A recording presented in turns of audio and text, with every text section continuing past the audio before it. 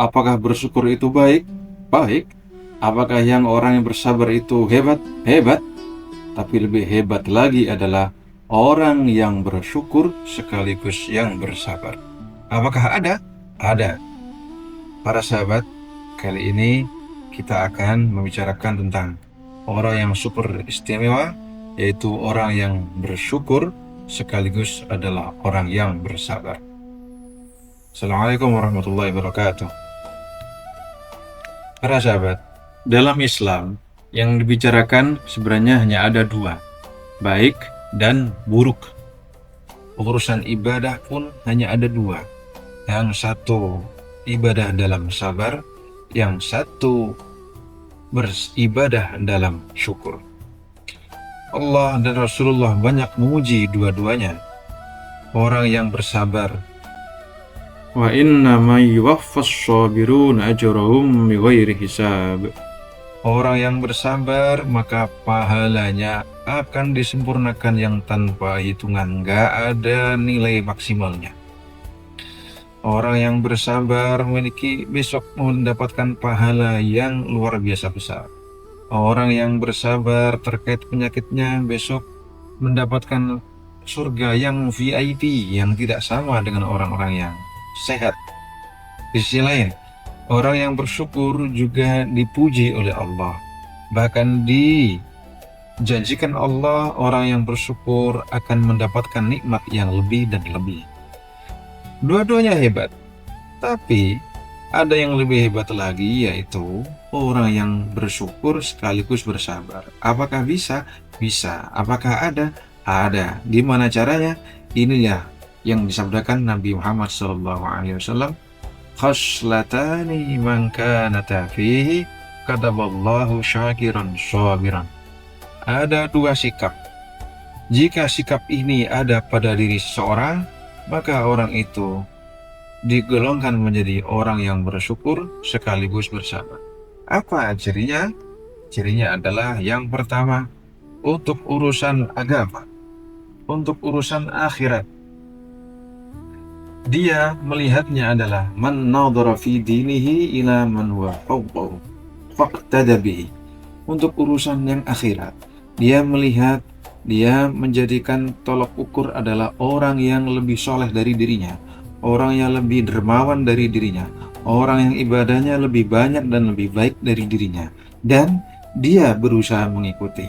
Misalnya, kita biasanya atau kita ada orang nggak pernah sholat, tapi dia punya teman yang rajin sholat, dan lama-lama dia itu ingin untuk meniru temannya yang ahli sholat ini, maka dia pun meniru pelan-pelan. Dari yang sama sekali nggak pernah sholat, akhirnya dia sholat. Mulai dari duhur misalnya, setelah itu asar, setelah itu maghrib, subuh, isya, sampai akhirnya komplit. Maka orang ini sudah luar biasa. Atau kita ini yang biasanya nggak pernah sedekah, anggap aja pelit. Tapi kita melihat, kita mungkin punya teman, atau mungkin di TV kita melihat ada artis yang dermawan. Kita mungkin melihat ada tokoh politik yang dermawan. Dan itu menginspirasi kita. Kita pun meniru dengan kadar kemampuan masing-masing. Yang kuatnya 1000, kita ikut bersedekah 1000. Yang kuat 5000, kita 5000. Maka ini sudah digolongkan menjadi orang yang sangat baik. Karena untuk urusan akhirat, dia kiblatnya ada orang yang di atasnya, sehingga kita termotivasi untuk meniru. Dan tanda yang kedua adalah untuk urusan duniawi, melihatnya pada orang yang di bawahnya. Misalnya, kita ini gajinya pas-pasan, tapi di kanan kiri kita, atau kita punya teman, atau kita di TV melihat orang-orang yang hidup di kolong jembatan, tentu mereka sangat kasihan. Dengan melihat orang-orang yang secara ekonomi, secara keuangan di bawah kita, akhirnya kita bersyukur. Ternyata Allah sudah memberi kita nikmat yang cukup sehingga kita tidak kekurangan apapun sebenarnya. Di sana ternyata banyak orang nggak punya rumah, hidup di bawah jembatan, ada orang yang sakit bertahun-tahun, sedangkan kita sehat. Sehingga dengan demikian kita melihat, kita bisa mudah untuk mensyukuri nikmat Allah. Maka ini yang sangat baik. Jadi orang yang bisa melakukan dua hal ini, urusan duniawi melihat yang di bawah sehingga kita mudah bersyukur, urusan akhirat, melihat orang yang di atas kita sehingga kita bisa tergerak dan termotivasi, maka inilah yang disebut dengan orang yang bersyukur dan juga orang yang bersabar. Sebaliknya adalah orang yang tidak bersyukur dan juga tidak sabar. Siapa itu?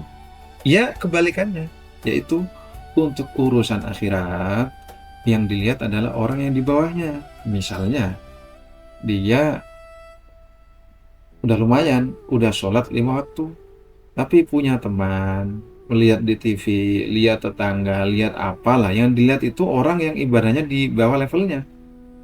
Orang yang dilihat adalah orang yang nggak pernah sholat, yang dilihat adalah orang nggak pernah sedekah, yang dilihat adalah orang yang nggak pernah bantu-bantu tetangga, nggak pernah bantu teman.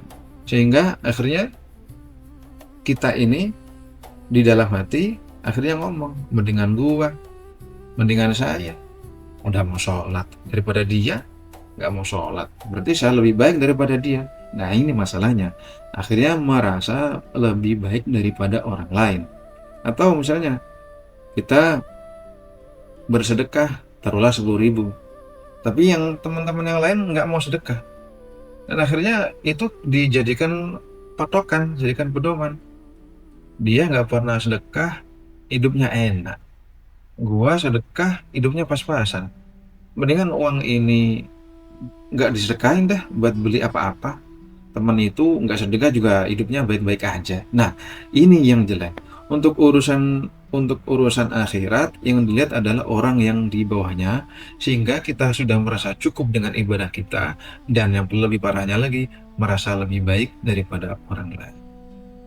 Yang kedua, cirinya adalah untuk urusan duniawi yang dilihat adalah yang di atasnya.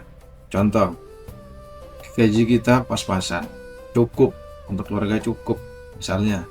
Tapi yang dilihat adalah tetangga, teman sekantor, teman satu pekerjaan, atau lihat-lihat orang yang di TV, artis-artis yang di TV yang hidupnya serba glamor, kita iri, kita ingin hidup seperti mereka, dan biasanya nggak bakal kesampaian. Iri dengan bos ya nggak bakal kesampaian, bisa sama kayaknya kayak bos.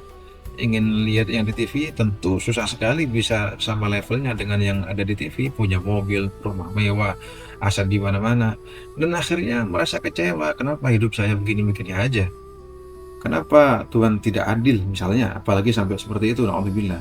Dengan melihat orang yang nikmat duniawi lebih tinggi daripada kita, dan akhirnya kita ini merasa iri, hasut, merasa tidak terima dengan takdir, sehingga kita kecewa dengan Allah, maka inilah yang disebut Nabi dengan orang yang tidak bersyukur dan juga tidak bersabar.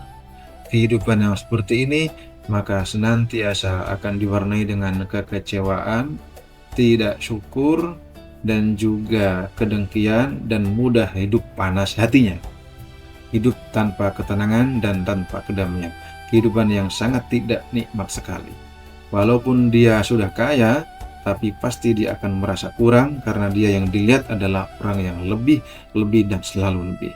Jadi para sahabat, semoga kita bisa meniru atau meneladani apa yang diucapkan Nabi, yaitu urusan duniawi melihat yang di bawah, urusan akhirat melihat yang di atas, agar kehidupan kita secara batinnya lebih tenang, dan secara ibadah semoga levelnya bisa lebih baik lagi.